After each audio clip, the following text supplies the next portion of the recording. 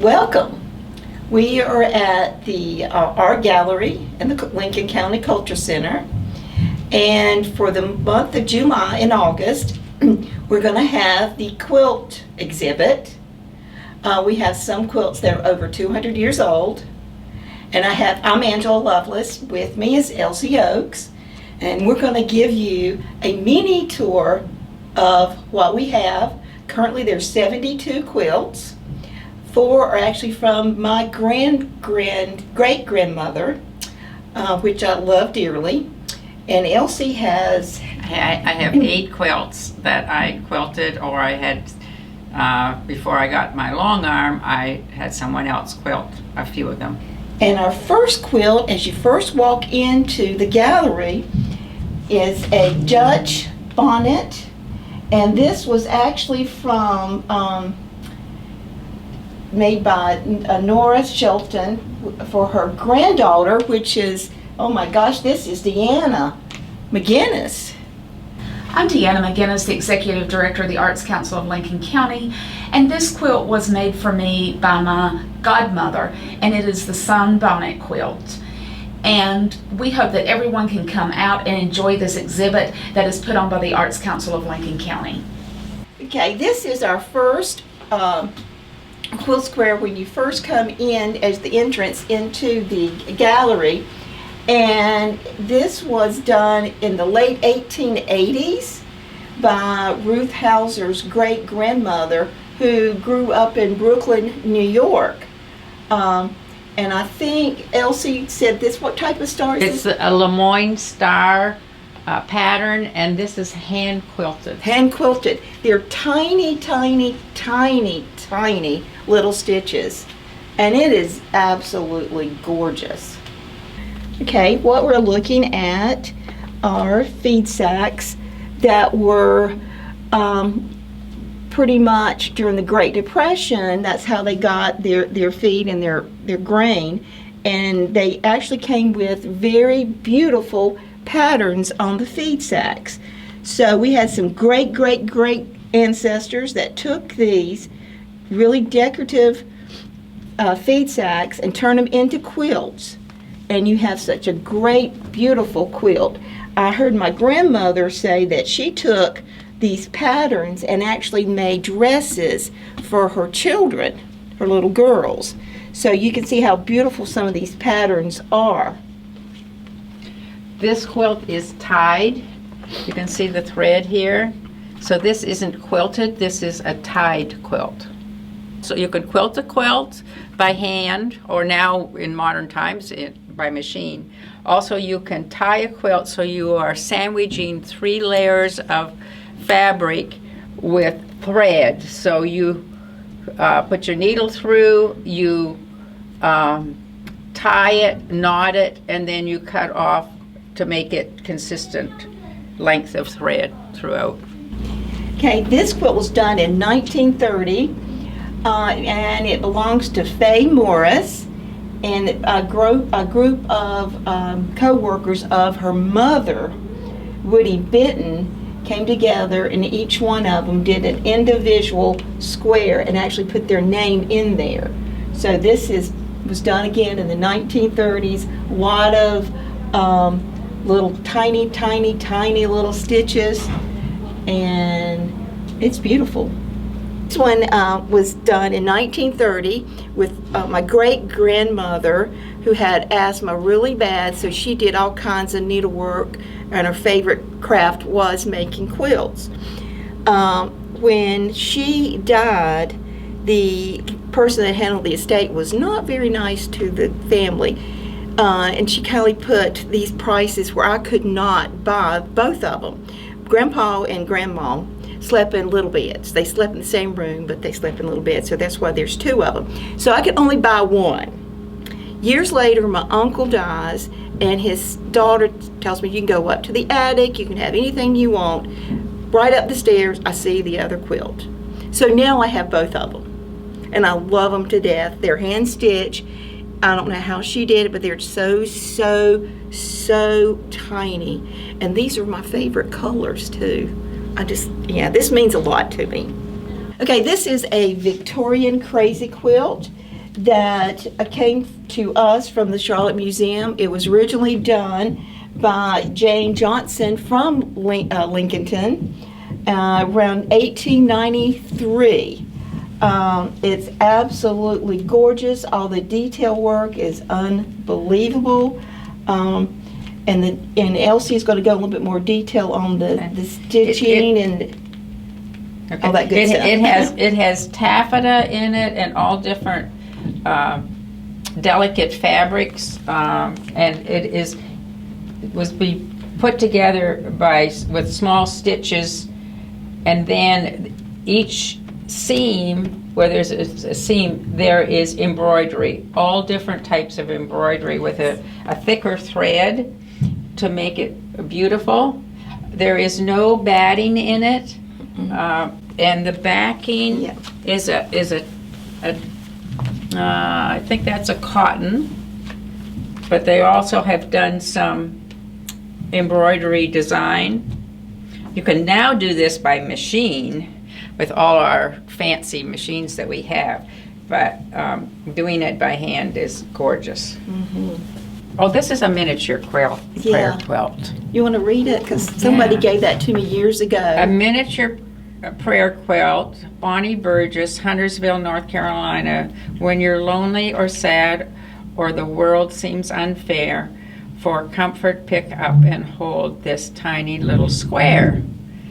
It was made just for you by someone who cares, and every little stitch was put in with prayers. Keep it in your pocket, under your pillow, or near. The cross in the middle will help calm your fear. May it bring you peace from heaven above. God hears and surrounds us all with his love. That's beautiful.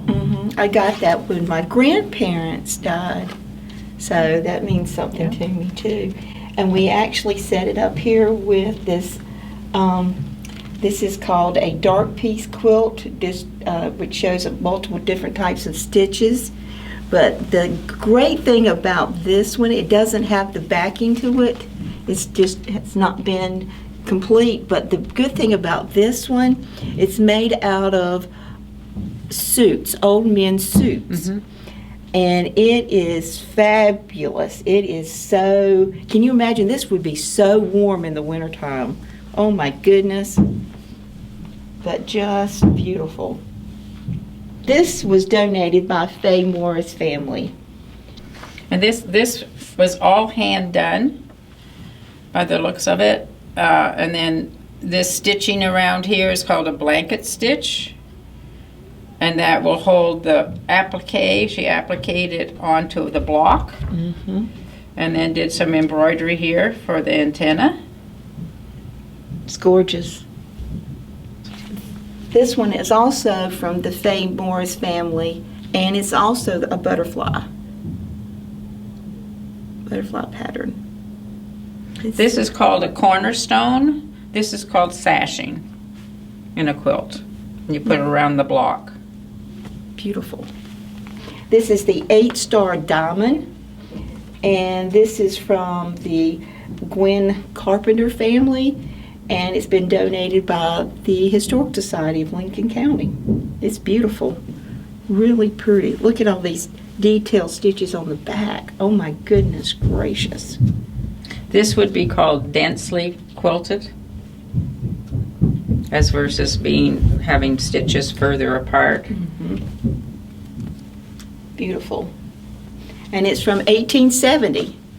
This is the King Crown pattern. It is done by Kay Park, and she started this one during the COVID, and she calls it Covey. She thought she was a novice, and could she ever complete this big quilt? She did finish it, and she was glad to have this project during the pandemic. It has got a swirly design for the quilting, which to me is a pantograph, and it may have been computerized, or someone may have just used a pantograph, and which is tracing a pattern really on it. It's a beautiful quilt. It is pretty covey. This is the second quilt by Gail Parks that was done during the COVID pandemic. She thought the bright colors, which she was inspiration, kind of a pick-me-up during the pandemic, which this one I do love. I love how she's done all these great colors. Look at the back. I think the back is just as pretty as the front. It is gorgeous, but a great job. Beautiful quilting. Mm-hmm. This design here going up is called Chevron. They're beautiful. Quilt squares donated by Josephine Engel Allen, who's 97 years old. When she was a little girl, and as she grew older, they would always collect whatever scraps that they could for quilting. All types of fabrics, most of the bulk fabric would come from feed sacks.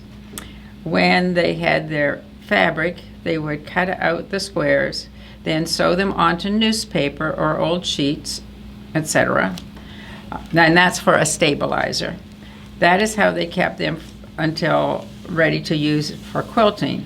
As you can see, my grandmother kept them for a long time. Mm-hmm.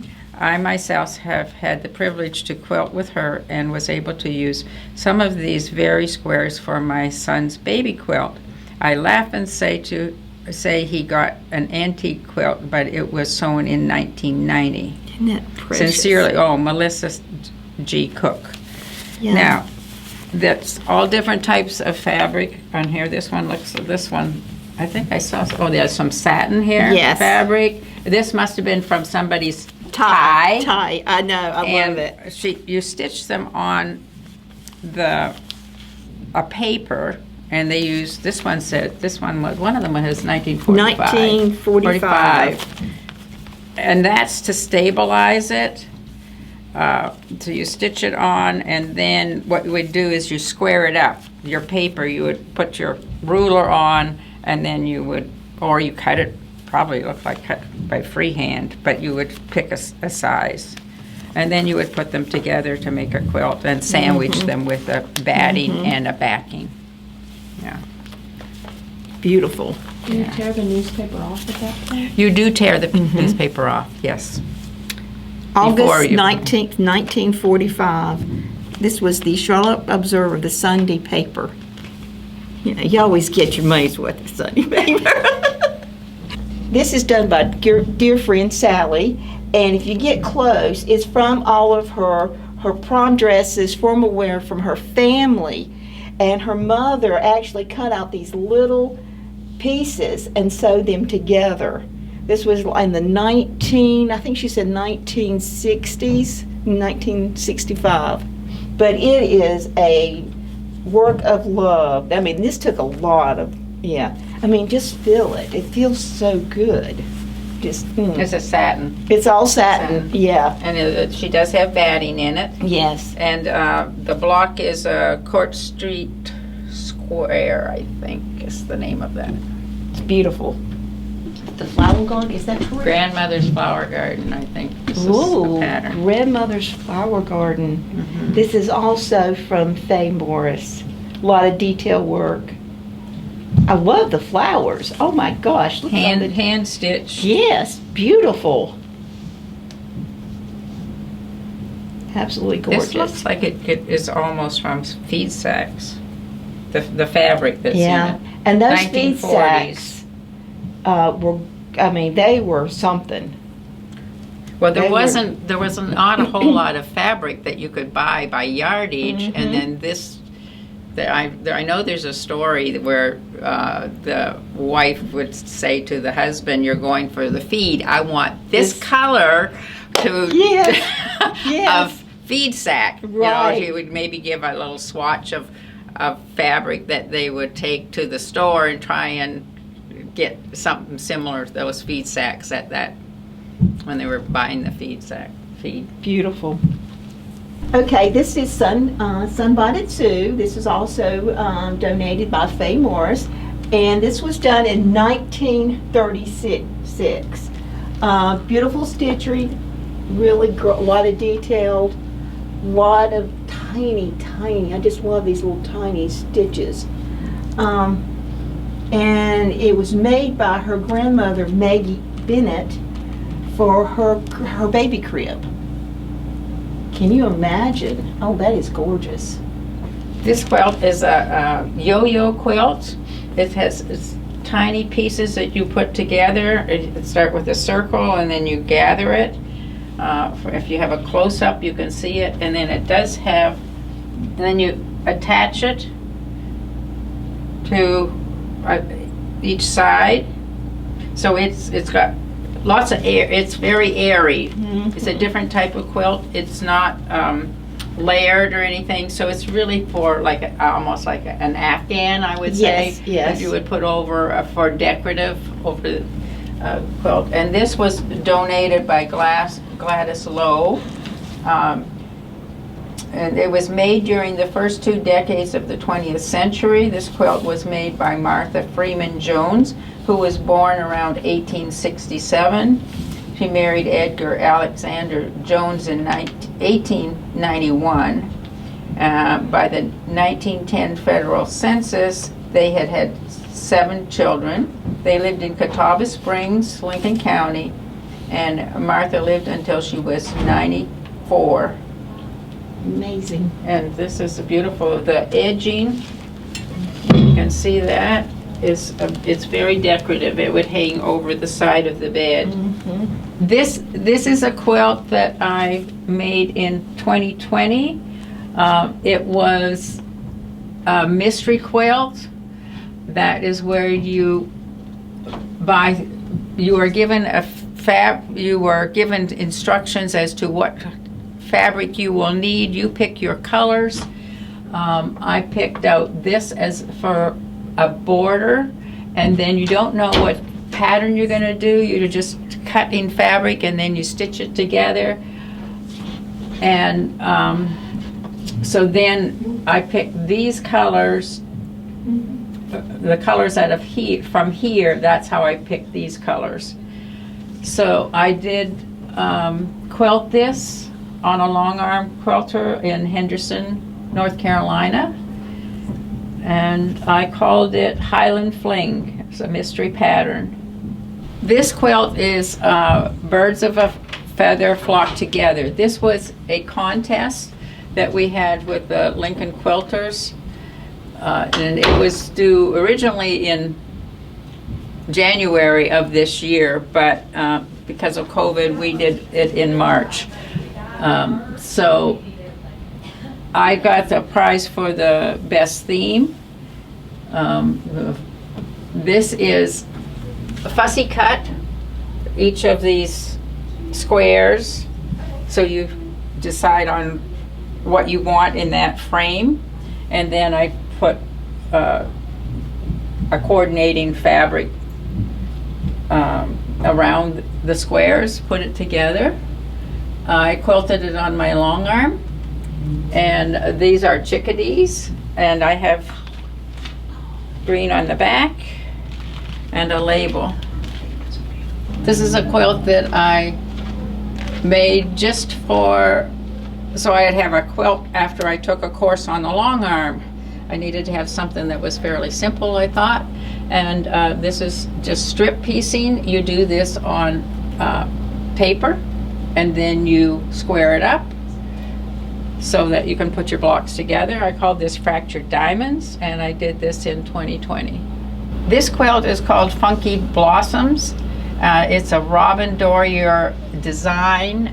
I changed the design a little bit, and then I added some butterflies, which were pre-printed.